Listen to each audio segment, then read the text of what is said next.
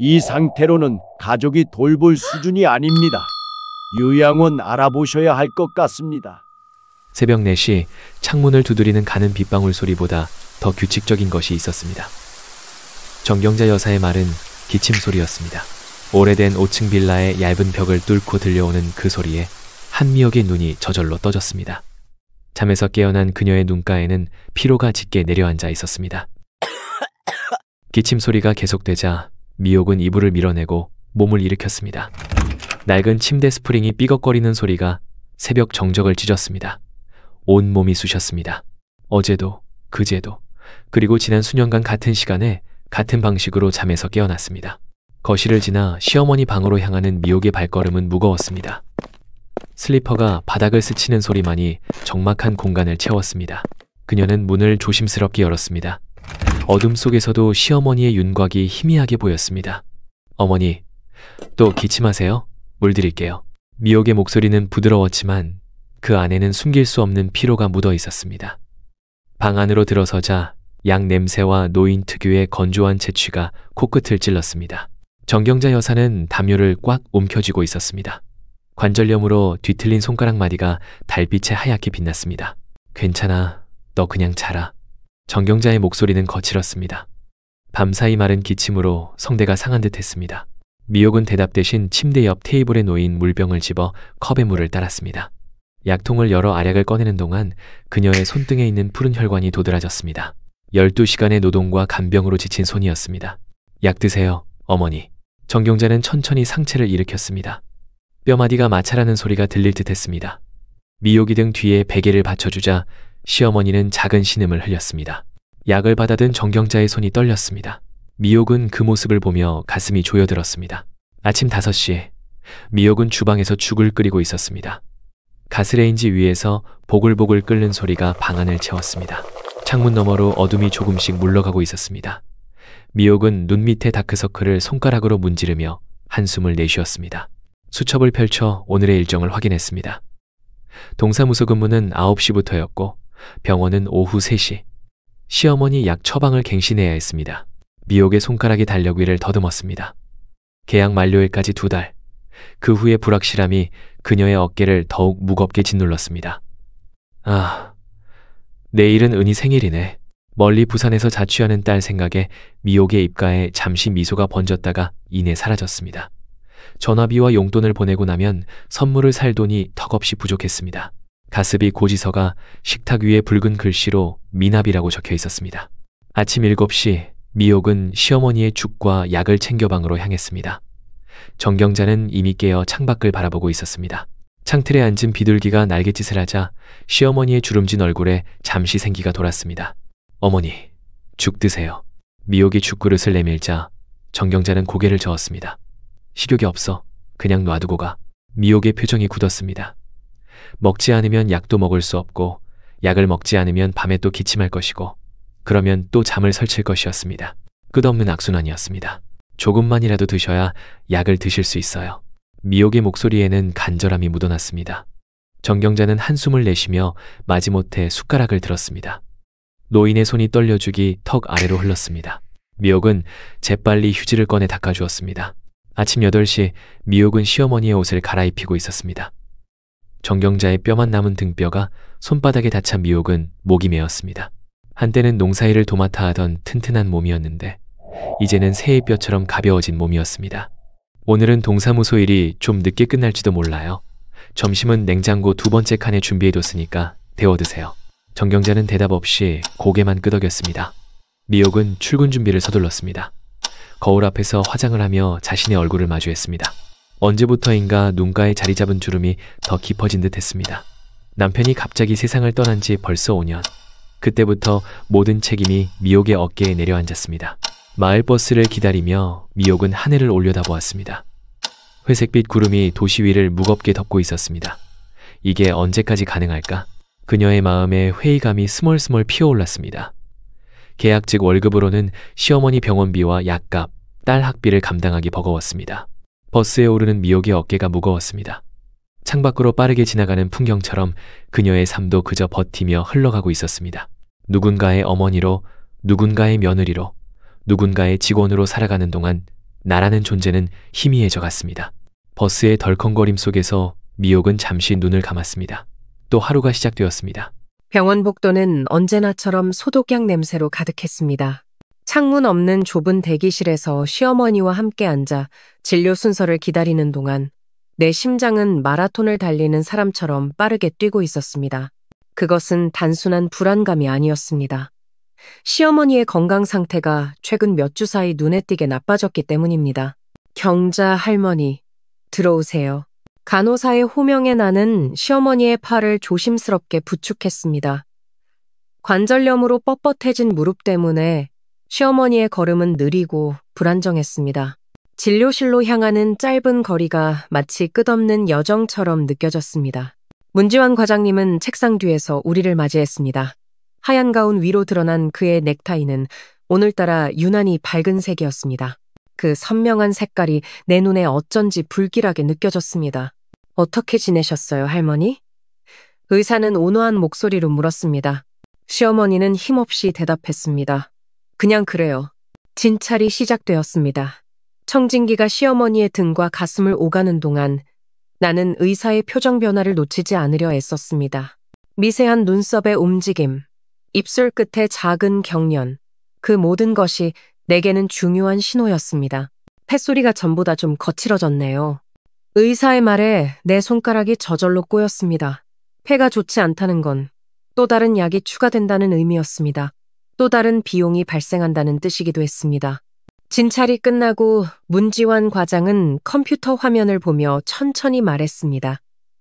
류마티스 관절염이 악화되고 있어요. 그리고 만성 폐질환 증상도 보이네요.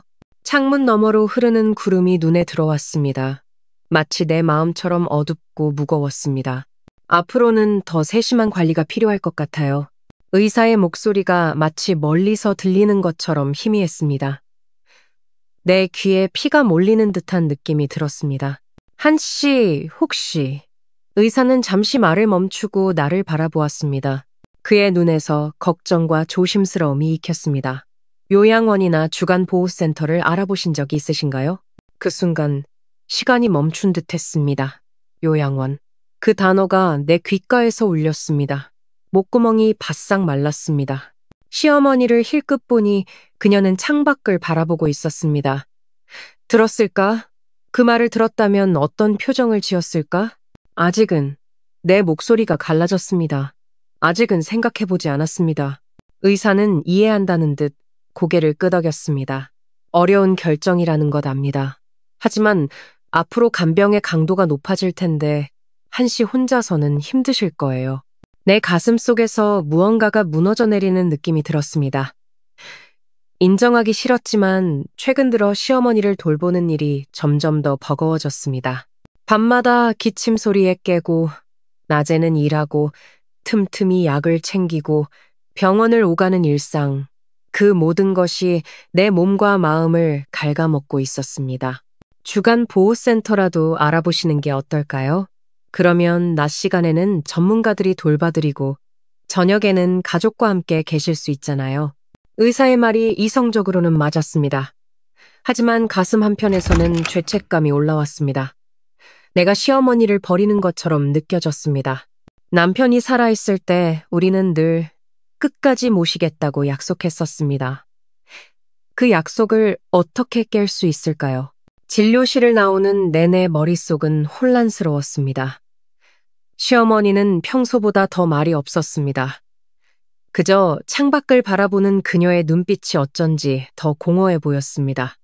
약국에서 처방약을 기다리는 동안 나는 스마트폰으로 주간 보호센터 부천을 검색했습니다. 손가락이 떨렸습니다. 내가 지금 무슨 짓을 하고 있는 걸까요? 그러나 다른 한편으로는 현실적인 고민이 밀려왔습니다. 내 계약은 2달 후면 만료됩니다. 제 계약이 안 된다면 어떻게 생계를 유지할 수 있을까요? 딸의 대학 등록금은 어떻게 마련해야 할까요? 귀가하는 버스 안에서 시어머니는 창밖만 바라보았습니다. 그녀의 주름진 손이 무릎 위에서 가늘게 떨리고 있었습니다. 말을 꺼내야 할까요? 요양원이나 보호센터에 대해 이야기해야 할까요? 입을 열었다가 다시 다물었습니다. 그 순간 시어머니가 갑자기 고개를 돌려 내 눈을 바라보았습니다. 미호가 심장이 쿵 내려앉았습니다. 들었을까요? 의사의 말을? 아침에 만든 찌개, 냉장고에 넣어놨어. 오늘 저녁에 데워 먹으렴. 안도의 한숨이 새어나왔습니다. 하지만 동시에 더 큰 죄책감이 밀려왔습니다. 아픈 몸으로도 나를 위해 음식을 준비해 놓은 시어머니. 그런 그녀에게 요양원을 말해야 한다니. 집에 도착해서도 마음의 무거움은 가시지 않았습니다. 시어머니는 피곤하다며 일찍 방으로 들어갔습니다. 나는 거실에 홀로 앉아 생각에 잠겼습니다. 창밖으로 어둠이 내려앉고 가로등 불빛만이 방 안을 희미하게 비추었습니다. 문득 핸드폰이 울렸습니다. 딸 정은이었습니다. 엄마, 바빠? 정은의 밝은 목소리가 나를 현실로 끌어당겼습니다. 아니, 괜찮아. 무슨 일이야? 그냥... 할머니 어떠세요? 딸의 물음에 목이 메었습니다. 정은이는 할머니를 무척 사랑했습니다. 할머니의 건강이 나빠지고 있다는 사실을 어떻게 말해야 할까요? 할머니는 괜찮아. 걱정하지 마. 거짓말이 저절로 나왔습니다. 정은이에게 부담을 주고 싶지 않았습니다. 대학 생활, 아르바이트, 시험. 그녀에게는 이미 충분한 스트레스가 있었습니다. 전화를 끊고 나니 더 큰 고립감이 밀려왔습니다. 내 고민을 나눌 수 있는 사람이 없었습니다. 남편은 이미 세상을 떠났고 친정 부모님도 계시지 않았습니다.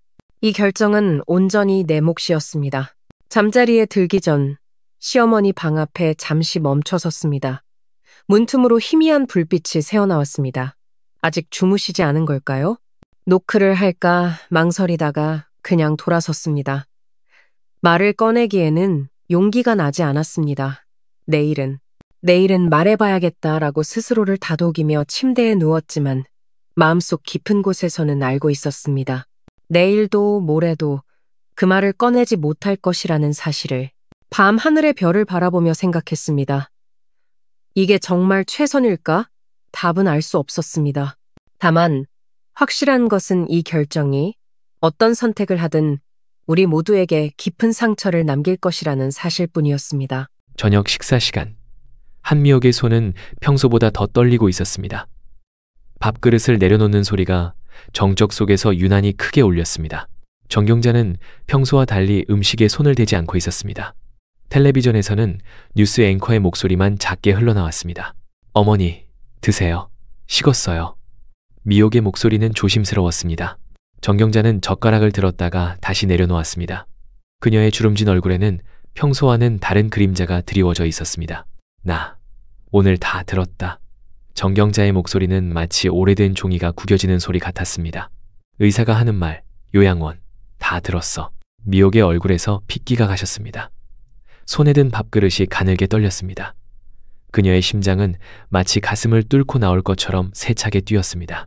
어머니, 그건 됐다. 정경자가 손을 들어 미옥의 말을 막았습니다. 내가 이렇게 짐이 되는 줄은 몰랐구나. 미옥은 자리에서 벌떡 일어났습니다. 아니에요. 그런 게 아니라. 그녀의 목소리가 떨렸습니다. 의사 선생님이 어머니 건강을 위해서 전문적인 돌봄이 필요하다고 해서.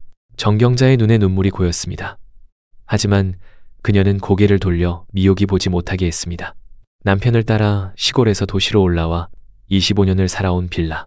그곳에서 아들을 잃고 외손녀를 키웠던 기억들이 그녀의 마음에 스쳐 지나갔습니다. 내가 태어나 자란 곳을 떠나 이곳에 온 것도 네 아버지 따라온 거였다. 정경자의 목소리는 점점 작아졌습니다. 이제 와서 또 낯선 곳으로 가라고? 미옥은 가슴이 찢어지는 듯한 아픔을 느꼈습니다. 시어머니의 말 한마디 한마디가 그녀를 찔러 피를 내는 것 같았습니다. 어머니, 정말 그런 의미가 아니었어요. 제가 어떻게... 정경자는 일어서서 방으로 향했습니다. 그녀의 걸음은 평소보다 더 느리고 불안정했습니다. 미옥은 그녀를 부축하려 했지만 정경자는 고개를 저으며 미옥의 손을 뿌리쳤습니다. 내 힘으로 갈 수 있어. 정경자의 말에는 자존심과 상처가 뒤섞여 있었습니다. 방문이 닫히고 미옥은 식탁 앞에 홀로 남겨졌습니다. 손으로 얼굴을 감싸며 그녀는 소리 없이 울었습니다. 이런 식으로 시어머니가 알게 될 줄은 몰랐습니다. 준비가 되어 있지 않았습니다. 제대로 설명할 기회도 갖지 못했습니다. 다음 날 아침, 미옥이 시어머니의 방 앞에 아침 식사를 놓고 출근하려는 순간 옆집 문이 열렸습니다. 이명순 아주머니였습니다. 미옥이 일찍 나가나 보네? 이명순의 목소리는 언제나처럼 높고 경쾌했습니다. 미옥은 피곤한 미소를 지으며 고개를 끄덕였습니다. 네, 아주머니. 오늘 서류 정리가 많아서요. 이명순은 미옥의 얼굴을 유심히 살폈습니다. 어쩐지 얼굴색이 안 좋아 보이네. 어머님은 어떠셔? 미옥은 잠시 망설였습니다. 이명순 아주머니와 시어머니는 같은 고향 출신으로 서로를 오래 알고 지냈습니다. 하지만 이명순은 동네에서 소문을 퍼뜨리기로 유명했습니다. 괜찮으세요? 요즘 날씨가 건조해서 기침을 좀 하시는데 이명순은 고개를 끄덕이다가 문득 말했습니다. 요즘 요양원이 좋아졌다더라. 우리 동서도 어머니 모시는 거 힘들어서 요양원 알아본다고 하더라고. 미옥의 심장이 멎는 것 같았습니다. 어떻게 알았을까요? 누가 말했을까요? 혹시 시어머니가? 아, 그런가요? 미옥은 당황한 기색을 감추려 했었습니다. 그래. 요즘 젊은 사람들은 노인 모시기 힘들지. 맞벌이에 애들 교육에. 이명수는 계속해서 말을 이어갔지만 미옥의 귀에는 들어오지 않았습니다. 그날 저녁 미옥이 퇴근하고 돌아왔을 때 집안은 어둠에 잠겨 있었습니다. 평소 같으면 시어머니가 거실에서 텔레비전을 보고 있을 시간이었습니다. 불안감이 미옥의 가슴을 덮쳤습니다. 어머니? 미옥이 조심스럽게 시어머니의 방문을 두드렸습니다. 대답이 없었습니다. 문을 열자 어둠 속에서 정경자의 실루엣이 보였습니다. 창가에 앉아 밖을 바라보고 있었습니다. 방 안에는 아침에 가져다 준 식사가 그대로 놓여 있었습니다. 어머니, 하루 종일 아무것도 안 드셨어요? 미옥의 목소리에 걱정이 묻어났습니다. 정경자는 대답하지 않았습니다. 그저 창밖의 어둠만 바라보고 있었습니다. 미옥은 침대 끝에 조심스럽게 앉았습니다. 어머니, 어제 일은 제가 잘못했어요.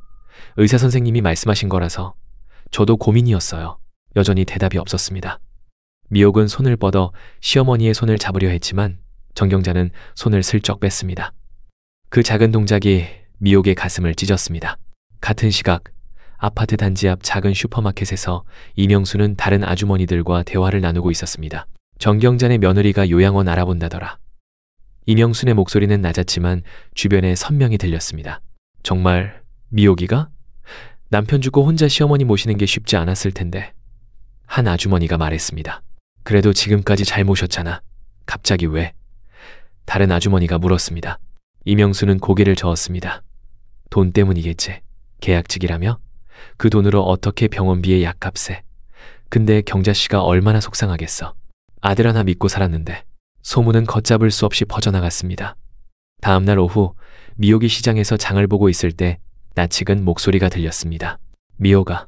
돌아보니 친정언니와 가끔 만나는 최씨 아주머니였습니다. 미옥은 억지로 미소를 지었습니다.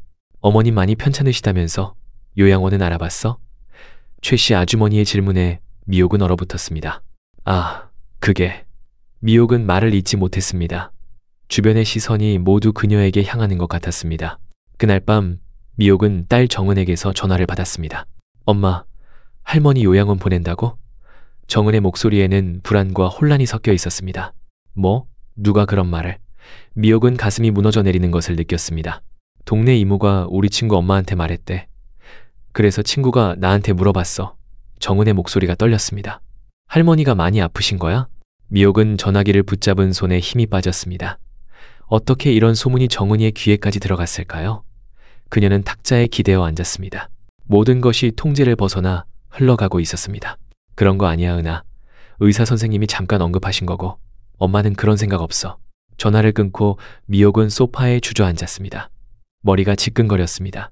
시어머니와의 관계, 동네 소문, 딸의 걱정, 모든 것이 한꺼번에 밀려왔습니다. 방 안에서는 여전히 정경자의 침묵이 이어지고 있었습니다.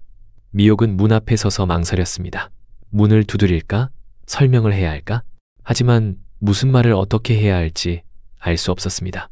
결국 그녀는 자신의 방으로 돌아가 이불을 뒤집어 썼습니다. 그날 밤 두 여인의 방에는 같은 달빛이 비추었지만 그들 사이에는 말로 표현할 수 없는 깊은 골이 생겨나고 있었습니다. 오해와 침묵, 그리고 소문이 만들어낸 단절. 그것은 시간이 지날수록 더 깊어지고 있었습니다. 사흘째 시어머니는 방 밖으로 나오지 않았습니다. 아침에 문 앞에 놓아둔 식사는 거의 손대지 않은 채 그대로 있었고 약통에 있는 알약의 개수도 변함이 없었습니다. 이제는 문을 두드려도 대답이 없었습니다. 가끔 화장실을 사용하는 소리만 희미하게 들릴 뿐이었습니다. 오늘 아침에도 시어머니의 방 앞에 아침상을 놓고 조심스럽게 문을 두드렸습니다. 어머니, 식사 드세요. 약도 잊지 마시고요. 여전히 대답은 없었습니다. 귀를 문에 가까이 대보았지만 방 안은 너무 조용했습니다. 가슴이 철렁 내려앉았습니다. 혹시 무슨 일이 생긴 것은 아닐까? 문고리를 잡았다가 다시 놓았습니다. 강제로 들어가는 것은 시어머니의 자존심을 더 상하게 할 것 같았습니다. 출근길 집을 나서며 문득 뒤를 돌아보았습니다. 시어머니의 방 창문은 커튼이 내려져 있었습니다. 마치 그 방 안에서 시간이 멈춘 것 같았습니다. 발걸음이 무거웠습니다. 버스를 기다리는 동안 하늘을 올려다보니 구름 한 점 없이 맑았습니다. 이런 날에도 내 마음은 왜 이리 흐린지. 동사무소에서 서류 작업을 하는 내내 시어머니 생각이 떠나지 않았습니다. 볼펜으로 양식을 채우면서도 손이 자꾸 멈추었습니다. 머릿속에는 시어머니의 모습이 자꾸 떠올랐습니다. 특히 남편이 살아있던 시절, 우리 가족이 함께했던 순간들이 10년 전 여름날이 선명하게 떠올랐습니다. 남편과 나, 어린 정은이와 시어머니가 함께 집 근처 공원에서 소풍을 했던 날이었습니다. 시어머니는 새벽부터 일어나 김밥을 만들고 과일을 깎았습니다. 뙤약볕 아래 돗자리를 펴고 앉아 시어머니가 손수 만든 김밥을 나눠 먹었습니다. 미호가, 더 먹어. 너 몸이 약해. 시어머니는 내게 김밥을 건네며 말했습니다. 어머니도 드세요. 제가 많이 먹었어요. 내가 말했지만 시어머니는 고개를 저었습니다. 난 배불러. 너랑 우리 은희 먹어. 그날 시어머니의 얼굴에는 환한 미소가 가득했습니다. 손자를 무릎에 앉히고 남편의 어깨를 토닥이던 모습. 그때의 시어머니는 지금과 달리 활기가 넘쳤습니다. 또 다른 기억이 떠올랐습니다. 남편이 갑작스럽게 세상을 떠난 그날. 장례식장에서 나는 정신을 잃고 쓰러졌습니다. 그때 시어머니는 자신의 아들을 잃은 슬픔에도 불구하고 내 손을 꼭 잡고 있었습니다. 미호가, 정신 차려. 우리 은희 아직 어려. 네가 무너지면 안 돼. 시어머니의 손은 차갑고 떨리고 있었지만 그 목소리만은 단단했습니다. 그녀의 눈에는 눈물이 고여 있었지만 나를 위해 강한 척했습니다. 그날 밤 나는 시어머니의 품에 안겨 울었습니다. 그녀는 내 등을 토닥이며 밤새 함께 있어 주었습니다. 괜찮아, 미호가. 우리가 서로 의지하며 살자. 내가 있잖아. 그 말이 얼마나 큰 위로가 되었는지 모릅니다. 남편 없이 딸을 키우고 살아가는 두려움 속에서 시어머니의 존재는 든든한 버팀목이었습니다. 점심시간, 동료들이 식당으로 향하는 동안 나는 홀로 자리에 남았습니다. 스마트폰으로 시어머니와 함께 찍은 사진들을 넘겨보았습니다. 정은이의 대학 입학식 날, 시어머니는 새 한복을 입고 환하게 웃고 있었습니다. 우리 은희, 할미 덕에 대학 가는구나. 시어머니는 그날 자랑스러워했습니다. 마치 정은이가 자신의 친손녀인 것처럼 사랑했습니다. 그 사진을 보는 순간 뜨거운 눈물이 볼을 타고 흘러내렸습니다. 얼마나 감사했는지, 얼마나 시어머니가 우리 가족에게 중요한 존재였는지를 다시 한번 깨달았습니다. 퇴근 후 집으로 향하는 버스 안에서 창밖을 바라보았습니다. 노을이 지는 하늘이 붉게 물들어 있었습니다. 마치 내 마음속 불타는 감정처럼 이대로 끝나선 안 된다.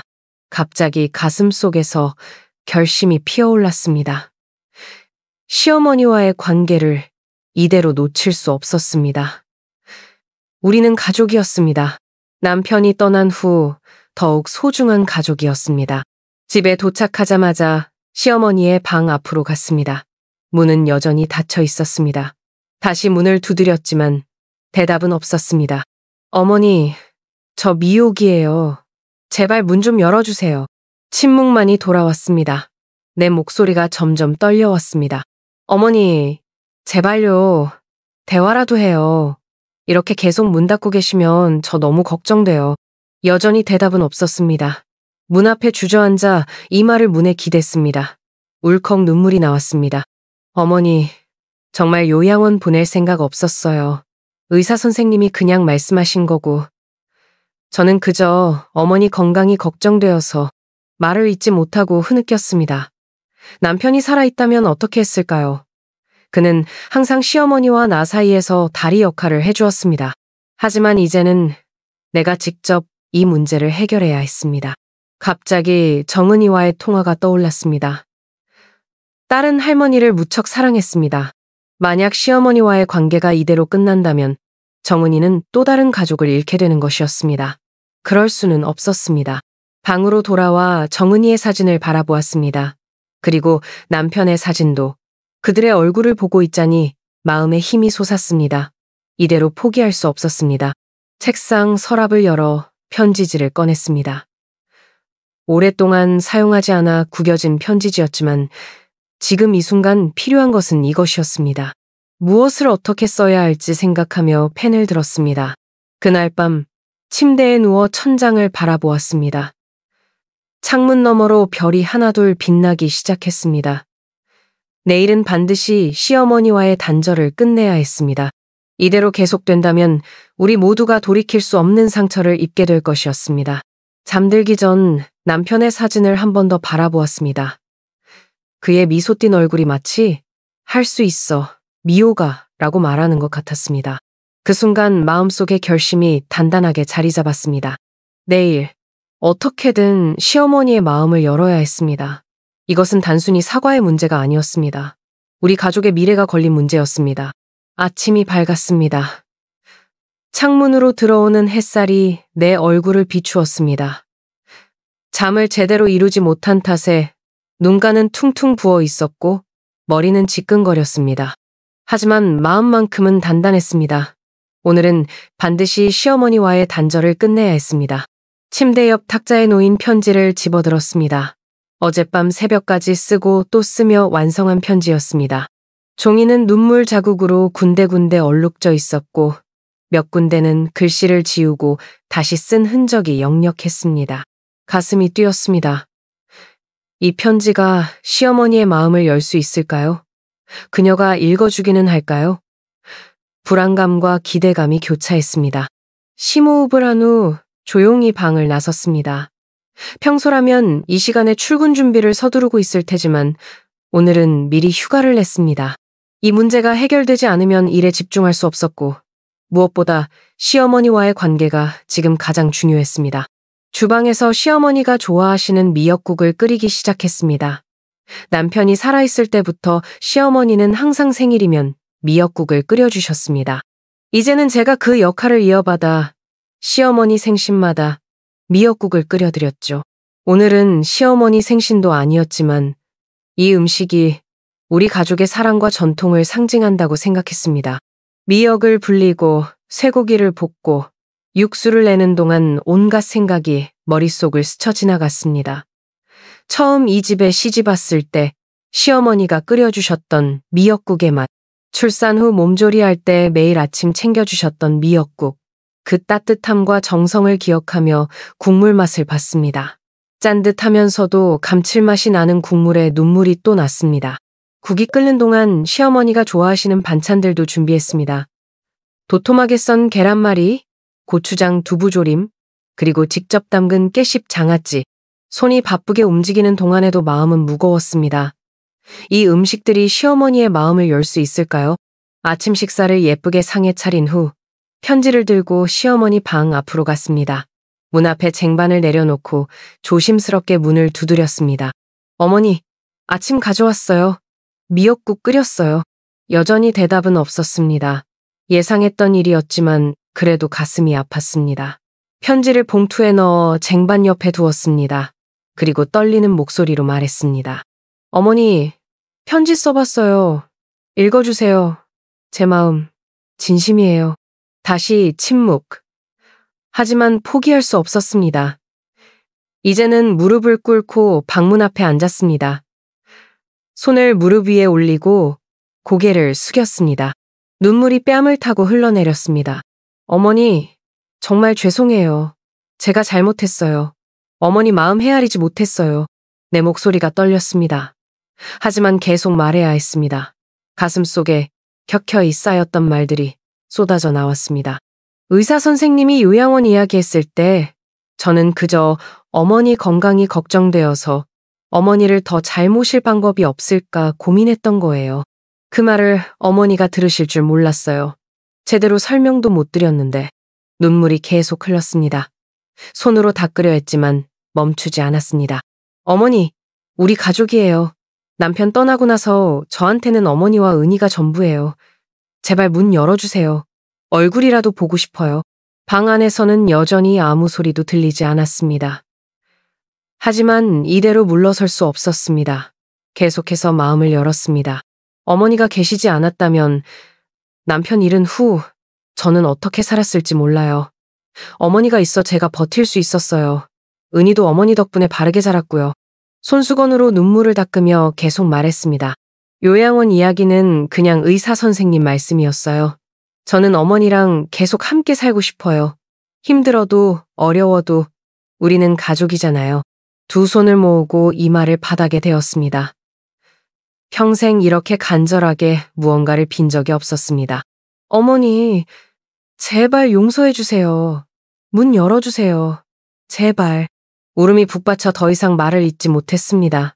그저 무릎 꿇은 채로 흐느끼기만 했습니다. 시간이 얼마나 흘렀는지 모르겠습니다.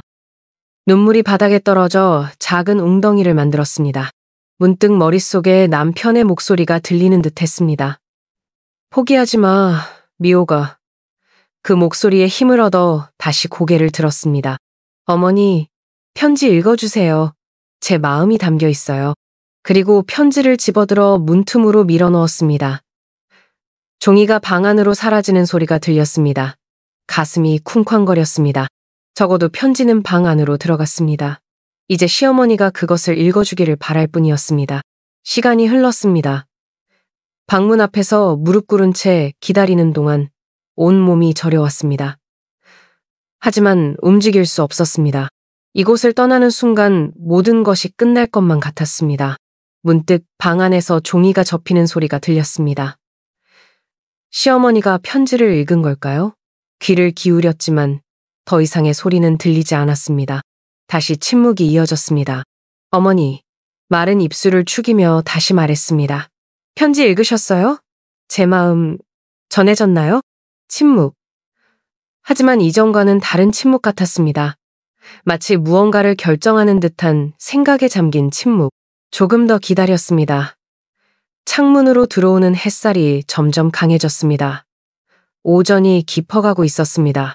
다리가 저려 자세를 바꾸려는 순간 방 안에서 침대 스프링이 삐걱거리는 소리가 들렸습니다. 가슴이 뛰었습니다. 시어머니가 움직이고 있었습니다. 그리고 몇 초 후 방문 안쪽에서 가볍게 두드리는 소리가 들렸습니다. 마치 여기 있다라고 말하는 것 같은 소리였습니다. 눈물이 다시 흘렀습니다. 이번에는 희망의 눈물이었습니다. 어머니, 목소리가 떨렸습니다. 방 안에서 다시 침묵이 이어졌습니다. 하지만 이제는 알았습니다. 시어머니가 내 말을 듣고 있다는 것을, 편지를 읽었다는 것을. 어머니, 정말 사랑해요. 우리 가족이잖아요. 제발 문 열어주세요.